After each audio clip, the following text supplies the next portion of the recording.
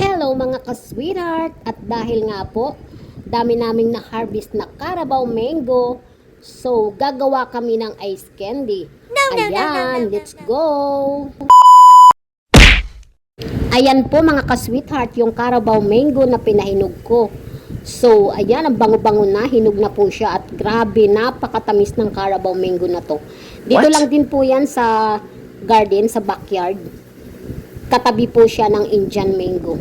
So, ayan, mga ka-sweetheart. At kahit nga po siya baby pa, ayan o, yung kaputol, hinog na yung kaputol, hindi pa. Pero ang tamis-tamis na yan, mga ka-sweetheart. Grabe. So, ngayon po, gagawa kami ng ice candy. Kaya, tinatanggal namin yung laman at chinachop namin ng maliliit. Kasi, nung last na gumawa kami ng ice candy, blender namin. So, mas masarap siguro yung may mangunguya ka talaga na buo-buo, di ba?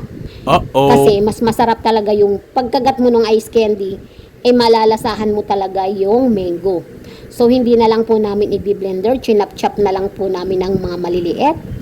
Ayan, imikos-mikos lang natin mga ka-sweetheart. So, ayan, mix na po. Oh. Grabe. Yung iba, yellow-yellow, yung iba naman medyo orange.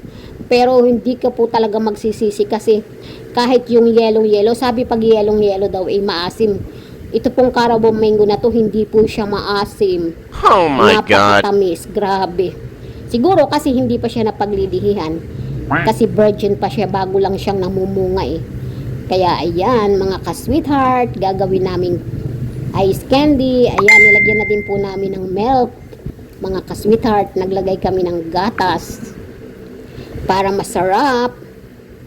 So, ayan, at naglagay din po kami ng kunting sugar. Kailangan yung medyo may sweet ng konti kasi pag nag-yellow na, diba, tatabang siya. So, nilagyan namin ng konting sugar.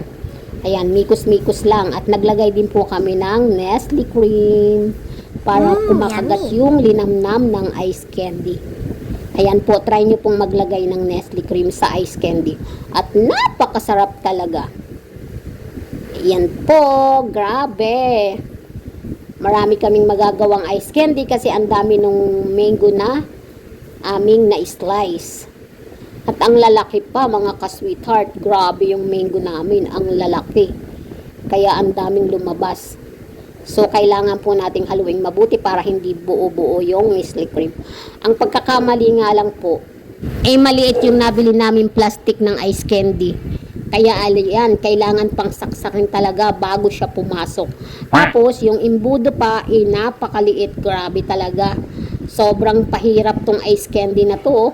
So, kailangan pa talaga siyang saksakin para siya pumasok dun sa plastic ng ice candy. Grabe. Pero okay lang. Sabi nga, pag may tiyaga, may nilaga, diba mga ka-sweetheart? So, ayan, tingnan naman ninyo. Nakailan na kami. So, marami pa tong lalabas na to kasi ang dami pang hindi na ilalagay sa plastic.